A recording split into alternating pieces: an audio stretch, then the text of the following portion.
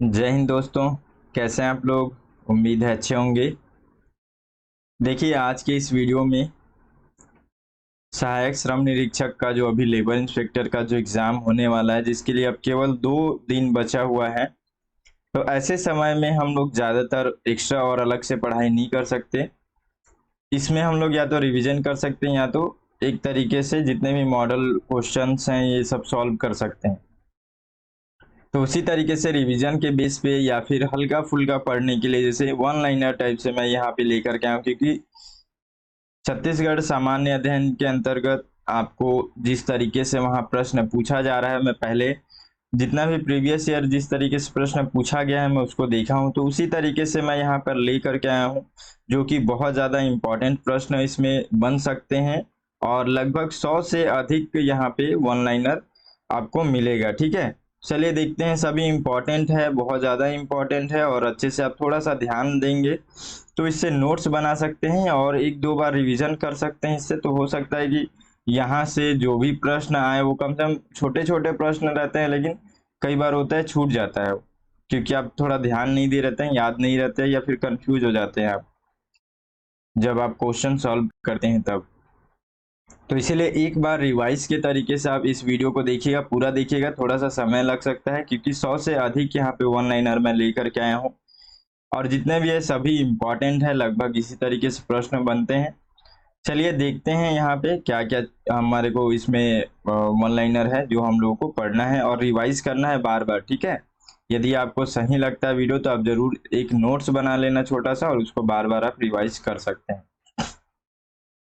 देखिए, छत्तीसगढ़ का चित्तौड़ किसको कहते हैं? लाफागढ़। ये लाफागढ़ कहाँ है? कोरबा में।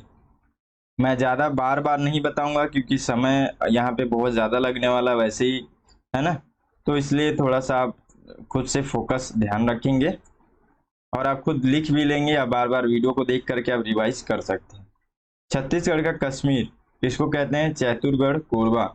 बहुत लोग पढ़े लिखे लोग होंगे तो वो लोग सोचेंगे कि बहुत आसान आसान प्रश्न है, प्रश्न इसी तरीके से आता है। ठीक है, लेकिन हम लोग अच्छे से, कई लोग अच्छे से उस तरीके से नहीं पढ़ पाते हैं या फिर छोड़ देते हैं या भूल जाते हैं, तो यहीं पे गलती होता है। ठीक है, छत्तीसगढ़ का शिमला किसे कहते हैं? मेन पार्ट कहाँ पे है ये है सरगुजा में। साल वनों का द्वीप किस कहाँ पे है? ये बस्तर में है। छत्तीसगढ़ का खजुराहो किसको कहते हैं? भोरम देव। तालाबों एवं मंदिरों की नगरी किसको कहते हैं? तो ये रतनपुर को। छत्तीसगढ़ का चेरापूंजी ये है अबूझमाड़, कहाँ है? नारायणपुर में। छत्तीसगढ़ का प्रयाग किसे कहेंगे? तो राजिम को। ठीक है, चलिए आगे देखते हैं। काकतीय शासक रुद्र प्रताप देव के द्वारा जगदलपुर, जिसको चौराहों का शहर कहते हैं, ठीक है, तो ये चौराहों का शहर के रूप में बसाया था इन्होंने, ये रुद्र प्रताप देव। यहाँ से 2-3 प्रश्न बन सकते हैं। ठीक है, तो याद रखेंगे काकतीय वंश से थे, ये काकतीय शासक थे रुद्र प्रताप देव। इस तरीके से पूछा जा सकता है कि जगदलपुर को किसने बसाया था? तो रुद्र प्रताप देव। रुद्र प्रताप देव किस वंश के शासक थे? तो काकतीय वंश के शासक थे। चौराहों का शहर किसे कहते हैं? जगदलपुर को। तो इस तरीके से प्रश्न बन सकता है, ध्यान रखिएगा। साहित्य में सर्वप्रथम छत्तीसगढ़ का नाम प्रयोग करने वाले कवि कौन थे? दलपत राव। मोस्ट इंपॉर्टेंट है, ये सब याद रखेंगे। ठीक है, बीच बीच में इस तरीके से प्रश्न पूछा जाता है। छत्तीसगढ़ में कबीर पंथ के संस्थापक चूड़ामणि साहब, याद रखिएगा, कबीर पंथ के संस्थापक थे छत्तीसगढ़ में। छत्तीसगढ़ का पाणिनि किसे कहते हैं? हीरालाल काव्योपाध्याय। छत्तीसगढ़ का सबसे प्राचीन आईटीआई कोरनी बिलासपुर कब बना था? 1904 में। प्रथम समाचार पत्र छत्तीसगढ़ मित्र।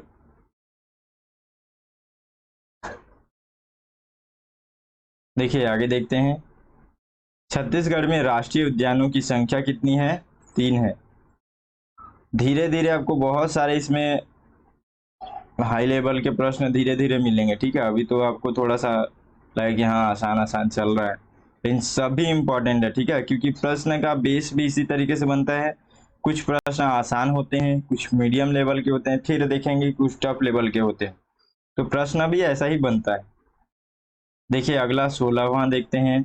छत्तीसगढ़ का सबसे बड़ा राष्ट्रीय उद्यान गुरु घासीदास, ठीक है, कहाँ पे है ये कोरिया और जसपुर, ये दोनों पूरा क्षेत्र में फैला हुआ है। कितना? 1441 वर्ग किलोमीटर तक, ठीक है। मोस्ट इंपॉर्टेंट यही है कि क्या रखेंगे, याद रखेंगे इसमें छत्तीसगढ़ का सबसे बड़ा राष्ट्रीय उद्यान, ठीक है, नेशनल पार्क, राष्ट्रीय उद्यान गुरु घासीदास कौन कौन से जिले में है? कोरिया और जसपुर।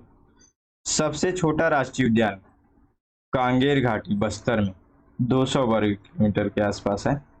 छत्तीसगढ़ का प्रथम राष्ट्रीय उद्यान इंद्रावती कहाँ है? बीजापुर में है। कब बनाया गया इसे? 1978 में। छत्तीसगढ़ में अभ्यारण्यों की संख्या कितना है? 11 है, ठीक है। राष्ट्रीय उद्यान कितना है? 3। अभ्यारण्य कितना है? 11। छत्तीसगढ़ का सबसे बड़ा अभ्यारण्य तमोर पिंगला कहाँ है? सूरजपुर में है। कितना वर्ग किलोमीटर है? 608 वर्ग किलोमीटर है। छत्तीसगढ़ का सबसे बड़ा अभ्यारण्य, ठीक है, तमोर पिंगला याद रखिएगा, इधर से प्रश्न आना ही आना है, ठीक है, एक ना एक प्रश्न आना है।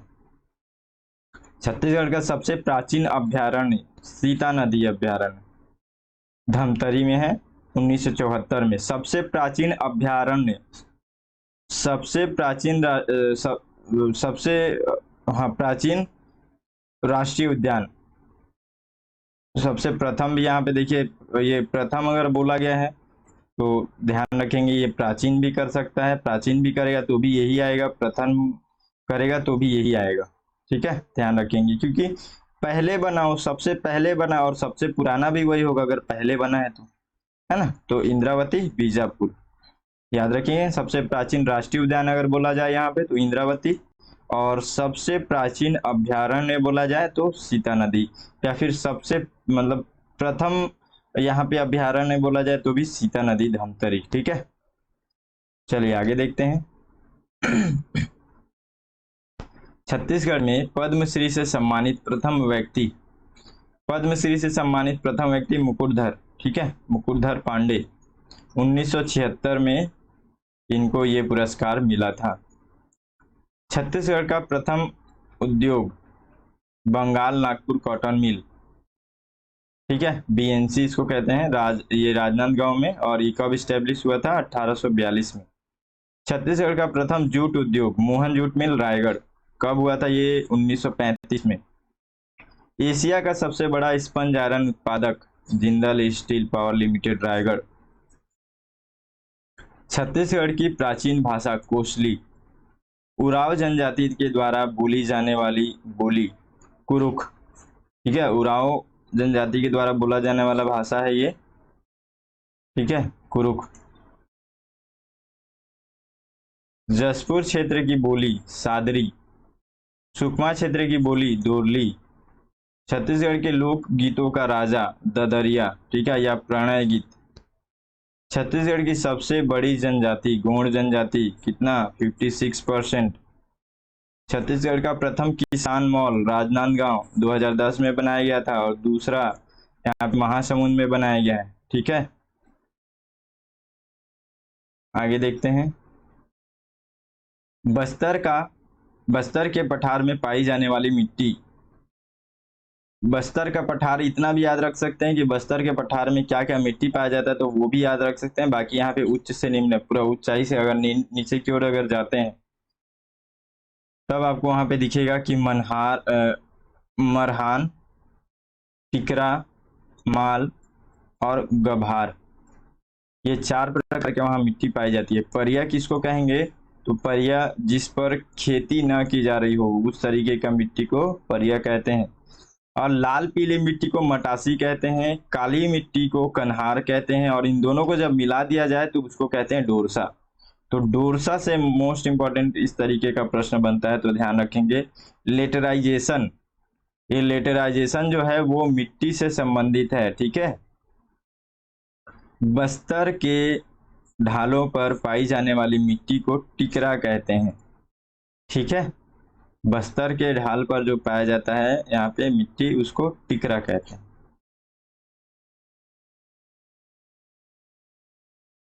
छत्तीसगढ़ की जलवायु कैसी है? मानसूनी जलवायु है, उष्ण कटिबंधीय मानसूनी जलवायु। ठीक है, इतना याद रखेंगे, उष्ण कटिबंधीय मानसूनी जलवायु।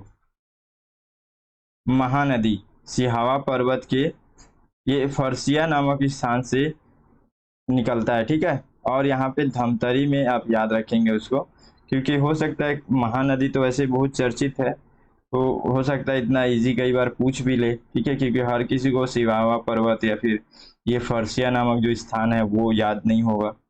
ठीक है, देखिए उसके नदी का जो रूट होता है ना, उस रूट पे इधर इधर कहीं कहीं पे किनारे किनारे बहुत सारे शहर बसे होते हैं। तो वो कौन कौन से शहर बसे हुए हैं? राजिम, राजिम बसा हुआ है, गरियाबंद के अंतर्गत है ये। सिरपुर महासमुंद के अंतर्गत है। पलारी बसा हुआ है जो कि बलौदा बाजार, और शिवरी नारायण और चंद्रपुर ये दोनों बसा हुआ है जो कि जांजगीर चांपा जिला के अंतर्गत है। ठीक है, तो राजिम, सिरपुर, पलारी, शिवरी नारायण, चंद्रपुर, याद रखिएगा ये सब महानदी के जितने भी इसका रूट है, रूट के किनारे पर बसे हुए हैं ये लोग। ठीक है, शिवनाथ नदी महानदी की सबसे बड़ी सहायक नदी है। ठीक है, शिवनाथ नदी को याद रखिएगा, महानदी की सबसे बड़ी सहायक नदी है। इसका और क्या नाम है? ऋषि तुल्य, छत्तीसगढ़ की गंगा, छत्तीसगढ़ की जीवन रेखा, महानदी को ही कहते हैं। ठीक है, चलिए आगे देखते हैं। हसदेव नदी, इसके बारे में देखिए, देवघर पहाड़ी से निकलता है। ये कहाँ पे है? कोरिया में है, और ये सोनहत तहसील के अंतर्गत आता है। ठीक है, तो इसी क्षेत्र से ये पहाड़ी, पहला ये सोनहत क्षेत्र है, वहाँ का तहसील है, वहीं पे ये देवघर पहाड़ी है, इस पहाड़ी से हसदेव नदी निकलती है। ठीक है, और तटीय नगर, इसके रूट में कौन कौन से नगर बसे हुए हैं? तो कोरबा है, चांपा है, और पीथमपुर है। ठीक है, याद रखिएगा। हसदेव बांगो परियोजना जो है, मिनी माता परियोजना के नाम से भी जानते हैं, ये 1967 में ये बनाया गया था। माचा डोली, कोरबा में ये माचा डोली जो है, यहाँ पे ये जो परियोजना है ये चालू किया गया था। ये कहाँ पे है? कोरबा जिला में है। ठीक है, हसदेव नदी का क्या क्या याद रखेंगे? देवघर पहाड़ी, तटीय नगर कौन से हैं? कोरबा, खुद यहाँ पे कोरबा है, चांपा है, और पीथमपुर है। कम से कम कोरबा चांपा तो याद रखेंगे। ठीक है, और इसी पे हसदेव परियोजना, देखो हसदेव बांगो परियोजना के नाम से तो नहीं पूछेगा क्योंकि इसमें पहले से हसदेव नाम जुड़ा हुआ है, तो मिनी माता परियोजना पूछ सकता है। मिनी माता परियोजना जो है किस नदी से संबंधित है? या मिनी माता परियोजना जो है किस जिले में स्थित है? तो ये आप याद रखेंगे, कोरबा में। ठीक है, आगे देखिए, छत्तीसगढ़ की प्रथम बहुउद्देशीय परियोजना है यही वाला मिनी माता परियोजना के बारे में बताया जा रहा है। प्रदेश का सबसे ऊंचा बांध भी है ये, और हसदेव नदी घाटी जो है कोयला खदानों के लिए प्रसिद्ध है। तो यहाँ से प्रश्न पूछ सकता है, निम्नलिखित में से कौन सी नदी जो है कोयला खदानों के लिए प्रसिद्ध है? तो हसदेव नदी को अच्छे से आप याद रखेंगे कोयला खदानों के लिए। चलिए आगे देखते हैं। मांड नदी के बारे में देखिए, मांड नदी जो है ये मेन पार्ट सरगुजा से निकलती है, और इसका विसर्जन जो होता है चंद्रपुर के समीप। कहाँ पे? महानदी का ये संगम स्थल कहाँ पे? चंद्रपुर में। ठीक है, चंद्रहासी मंदिर जहाँ पे है। इसमें क्या क्या है? महानदी है, महानदी एक साथ मिलती है, मांड फिर वहीं उसी पे मिलती है, लात नदी, मतलब ये तीनों नदियां एक जगह पे मिलते हैं, चंद्रपुर जगह पे। ठीक है, तीनों एक जगह एक साथ मिलते हैं। मांड नदी और महानदी के संगम पर चंद्रहासिनी देवी मंदिर स्थित है। ईब नदी के बारे में देखिए, खुर्जा पहाड़ी से ये रानी झूला नामक स्थान से निकलती है। कहाँ पे? पंडरापाट, जसपुर। ठीक है,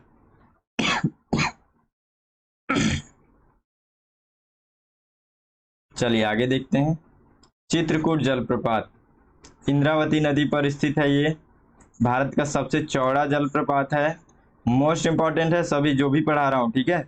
बहुत सारा है इसलिए मैं ज़्यादातर आपको बार बार फोर्सफुली नहीं बोल पा रहा हूँ, लेकिन जितना भी ये मैं आपको पॉइंट आपको यहाँ पे दे रहा हूँ, 100 पॉइंट, आपको अगर लगता है कि इम्पोर्टेंट है तो बहुत अच्छे से आप उसको पढ़िए, ठीक है। भूले नहीं, कम से कम इतने 100 टॉपिक्स ऐसा हो जो कि आप भूले नहीं, बहुत अच्छे से आपको याद रहे, ठीक है। चलिए आगे देखते हैं। छत्तीसगढ़ का सबसे बड़ा जलप्रपात भी है ये, कौन? चित्रकूट जलप्रपात। भारत का नियाग्रा भी इसी को कहते हैं। देखिए आगे, बाघ नदी, छत्तीसगढ़ और महाराष्ट्र की सीमा बनाती है ये बाघ नदी, ठीक है। अमृतधारा जलप्रपात कोरिया में हसदेव नदी पर स्थित है, ठीक है। अमृतधारा जलप्रपात कौन से जिले में स्थित है पूछा जाए तो कोरिया में। कौन सी नदी पर स्थित है तो हसदेव नदी पर। मलाज कुंडम जलप्रपात और चर्रे मर्रे जलप्रपात कहाँ पे है? कांगेर में स्थित है ये, कांगेर जिले में स्थित है। सात धारा जलप्रपात बीजापुर में, ठीक है, इंद्रावती नदी पर स्थित है। तीरथगढ़ जलप्रपात बस्तर में है ये, और मुनगाबहार नदी पर निर्मित है तीरथगढ़ जलप्रपात। मोस्ट इंपॉर्टेंट है ये सारी चीजें, ठीक है। छत्तीसगढ़ का सबसे ऊंचा जलप्रपात, छत्तीसगढ़ का सबसे ऊंचा जलप्रपात भी है, ठीक है, तीरथगढ़ जलप्रपात है। आगे देखते हैं। सुनिश्चित सिंचाई क्षेत्र विस्तार योजना, ठीक है। यहाँ पे योजना के बारे में हम लोग अब बात करेंगे। देखिए, सुनिश्चित सिंचाई क्षेत्र विस्तार योजना, ये एक योजना है। इस योजना के अंतर्गत इसका उद्देश्य रखा गया है कि सिंचाई जल के बेहतर उपयोग और नकदी फसलों को बढ़ावा देने के लिए इस योजना को लाया गया था। जो इम्पोर्टेंट बातें हैं केवल उसी को रखा हूँ। देखिए यहाँ से क्या प्रश्न बनता है।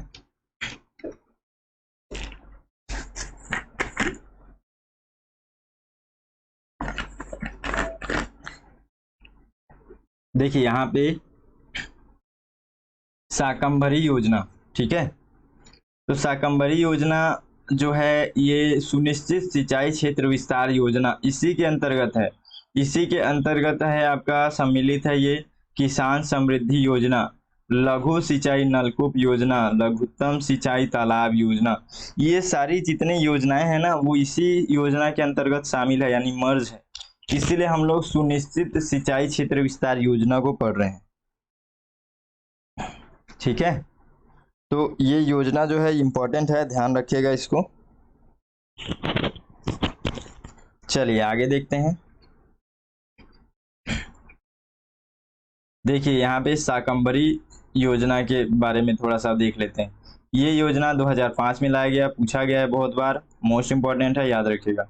इसका उद्देश्य क्या था? देखिए शाकंभरी योजना, इस नाम से आप कुछ भी चीज पकड़ नहीं पाएंगे इससे संबंधित, तो ऐसे प्रश्न ज्यादा बनते हैं। तो ये किससे संबंधित है? सिंचाई संसाधनों का विकास करने से संबंधित है, यानी कि सिंचाई संसाधनों का विकास करना ही इसका उद्देश्य है, इसका लक्ष्य है, ठीक है। देखिए छोटे एवं सीमांत कृषकों के लाभार्थ सिंचाई हेतु कुओं का निर्माण और पंप प्रदान करना, ठीक है, ये सब इसके कार्य हैं, इसके लक्ष्य हैं। निजी स्रोतों से सिंचाई में वृद्धि करना, सुनिश्चित सिंचाई क्षेत्र का विस्तार करना। देखिए ये जो योजना है यहाँ से दो प्रश्न मोस्ट इंपॉर्टेंट है जो बनेंगे, ठीक है। पहला ये कि ये शाकंभरी योजना किससे संबंधित है? तो सिंचाई संसाधनों के विकास से संबंधित है। ये शाकंभरी योजना कब लाया गया? तो 2005 में लाया गया। और ज्यादा विस्तार से प्रश्न अगर पूछना चाहेगा तो पूछ सकता है कि शाकंभरी योजना का लक्ष्य क्या क्या है, निम्नलिखित में से कौन कौन से। तो यहाँ से ये पूछ देगा छोटे सीमांत कृषकों को लाभ प्रदान करने के लिए इनको कुआं का निर्माण करना, पंप प्रदान करना, निजी स्रोतों से सिंचाई में वृद्धि करना, या सुनिश्चित सिंचाई क्षेत्र का विस्तार करना। तो इस तरीके से पॉइंट में आपसे प्रश्न पूछ सकता है। चलिए आगे देखते हैं। देखिए एक और योजना है सूरज धारा योजना। सूरज धारा योजना नहीं समझ में आएगा, ठीक है, तो इस तरीके से प्रश्न बनता है। ये योजना जो है, ये योजना बीज के अदला बदली करने से संबंधित है, यानी कि जिस किसान के पास जो बीज है, जो सीड है वो उपयोगी नहीं है, तो उसको उपयोगी बीज देना और उसको ले लेना। कृषकों को अलाभकारी बीजों के बदले में लाभकारी फसलों के उन्नत बीज प्रदान करना। ठीक है, तो सूरज धारा योजना याद रखिएगा।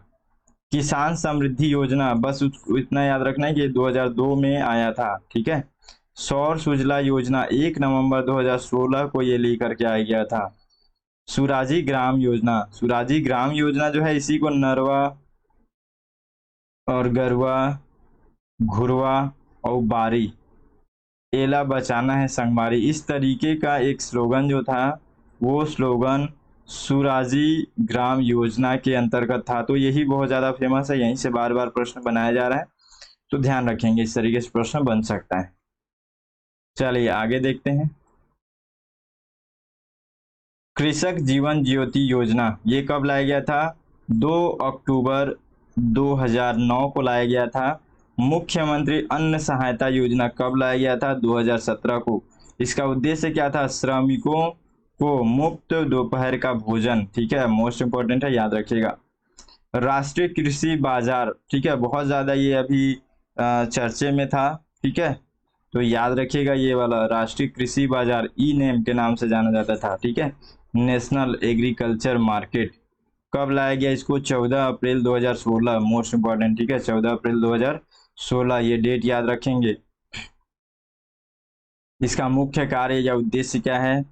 कृषि उपज की खरीदी बिक्री में बिचौलियों का हस्तक्षेप को कम करना मुख्य उद्देश्य था इसका। ठीक है, राष्ट्रीय कृषि बाजार का मुख्य उद्देश्य बिचौलियों को बीच से हटाना।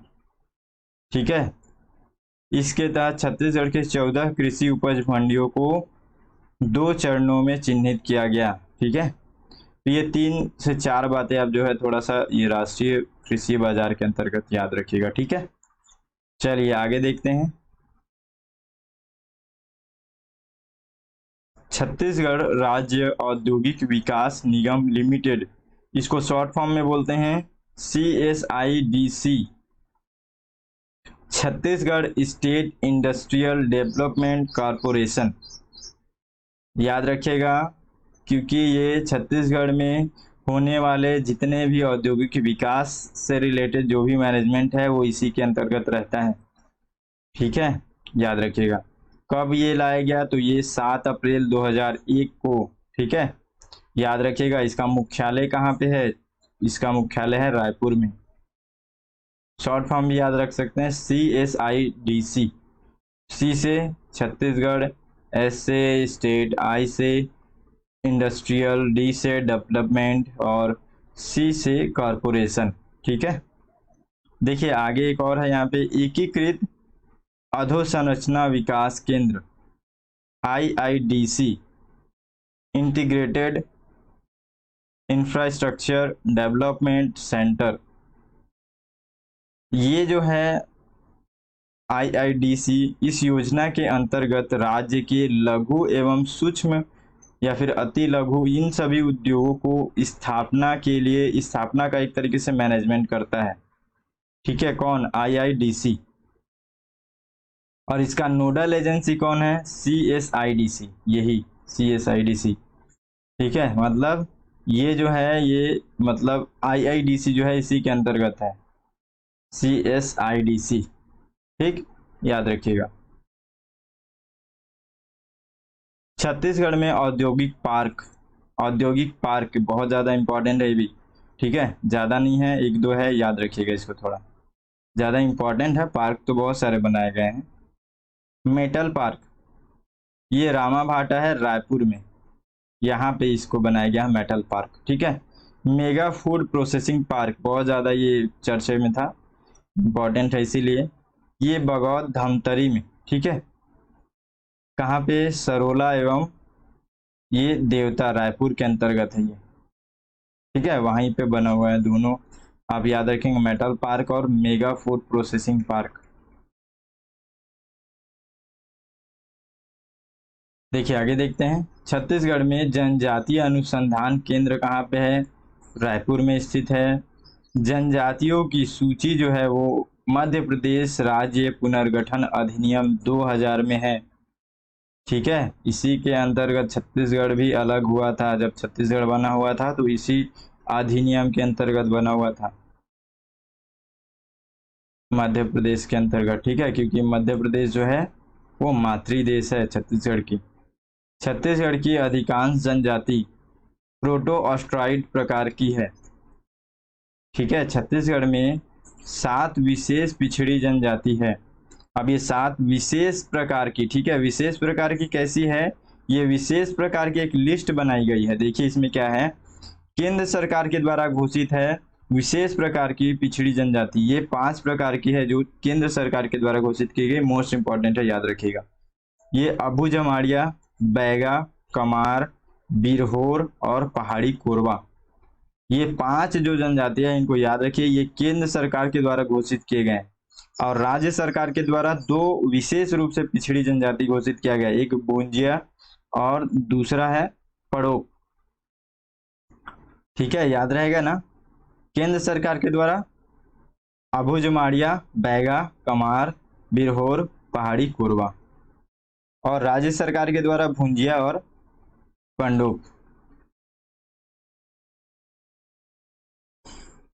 आगे देखिए, गोंड जनजाति की उपजातियां, यहाँ पे गोंड, ये जो गोंड जाति जो है ना, इस सबसे ज्यादा इसकी उप जनजातियां हैं, ठीक है, उपजातियां हैं। तो इसमें आप याद रखिएगा कुछ खास खास चीजें। देखिए जैसे कि एक है अबू जमाड़िया, मुड़िया, माड़िया, पांडल, अगरिया, डोरला और कंतरा, ये सब जो है इसकी उपजाति के अंतर्गत आती हैं, गोंड जाति के अंदर। तो यहाँ से कई बार प्रश्न बनता है कि गोंड जाति की उपजातियां निम्नलिखित में से कौन कौन सी है या कौन कौन सी नहीं है। तो याद रखिएगा ये सारी चीजों को, इतना याद रखेंगे तो आप उसमें से छाट करके बना सकते हैं। अगरिया, ये लौह शिल्प कला अयस्क को गला करके लोहा तैयार करने का काम करती है। जो अगरिया है इसका प्रमुख कार्य है लौह शिल्प कला का, मतलब कि लोहे को गला करके उसके फिर वो जो लोहा है उसको गला करके अलग अलग प्रकार का उसमें एक वो तैयार करना, लोहे से जो बनता है ना वो सब चीजें शिल्प कला के अंतर्गत, ठीक है। उसके बाद से कंडरा, कंडरा जो है, ये कंडरा जनजाति जो है ये बांस का बर्तन बनाने का कार्य करती है। और खैरवार जो है वो कत्था निकालने का कार्य करती है। कोरकू जो है वो भूमि खोदने का कार्य करती है, ठीक है। शिकारी जो है वो छिंद पत्ते से चटाई, टोकरी, झाड़ू बनाने का कार्य करती है, ठीक है, याद रखिएगा। चलिए आगे और देख लेते हैं, थोड़ा बहुत और है, लास्ट आ गया है। देखिए ठोकू विवाह, ठीक है, ठोकू ढोकू इस तरीके थोड़ा बहुत उच्चारण लगता है। पहाड़ी कोरवा और अगरिया, इन ये 2 जनजातियां जो हैं पहाड़ी कोरवा और अगरिया, इन्हीं के मतलब इन्हीं का ये विवाह परंपरा है, ठीक है, ठोकू विवाह, ठीक है। इसमें क्या होता है, इसमें महिला के द्वारा पुरुष के घर में घुस कर विवाह किया जाता है, ठीक है। तो ठोकू विवाह या ढोकू ढोकू विवाह इस तरीके का नाम है, उच्चारण में आता है, ठीक है, याद रखेंगे। किसके अंतर्गत है, पहाड़ी कोरवा या अगरिया। पठौनी विवाह, ये गोंड जनजाति की विशेष विवाह है, इसके अंतर्गत लड़की बारात लेकर के लड़के के घर जाती है, ठीक है। तो इस तरीके का जो है गोंड जनजाति के अंतर्गत होता है ये विवाह। लमसेना विवाह, ये भी गोंड जनजाति से संबंधित विवाह है। इसके अंतर्गत वर के द्वारा वधु मूल्य चुकाने के लिए यहाँ पे ससुराल में उसको सेवा देना होता है, ठीक है। चलिए आगे और देख लेते हैं, कुछ बचा कुचा लास्ट है अब ये। मांझरी नृत्य, ये मुरिया जनजाति के अंतर्गत आता है। ककसार, ये मुरिया जनजाति के अंतर्गत आता है, ठीक है। ये दोनों मांझरी नृत्य और ककसार थोड़ा इंपॉर्टेंट था तो इसलिए थोड़ा ध्यान रखेंगे, ये दोनों क्या है, मुरिया जनजाति के अंतर्गत आता है, ठीक है, ककसार नृत्य और मांझरी नृत्य।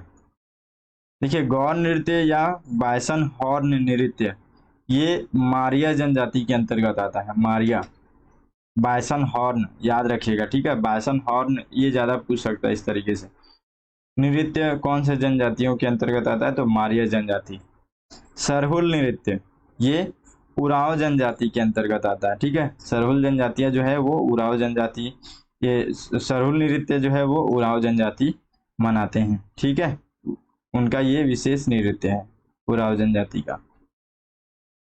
तो इस तरीके से हम लोग का वन लाइनर जितना भी इसमें इंपॉर्टेंट था उन सभी को कवर किया। वीडियो अच्छा लगा तो जरूर लाइक कर दीजिएगा, चैनल को सब्सक्राइब कर लीजिएगा। जब भी इस तरीके के कुछ भी खास नोटिफिकेशन आता है या फिर इस तरीके से नॉलेजफुल वीडियो भी मैं लेकर के आते रहता हूँ। चलिए मिलते हैं फिर अगले वीडियो में, तब तक के लिए जय हिंद।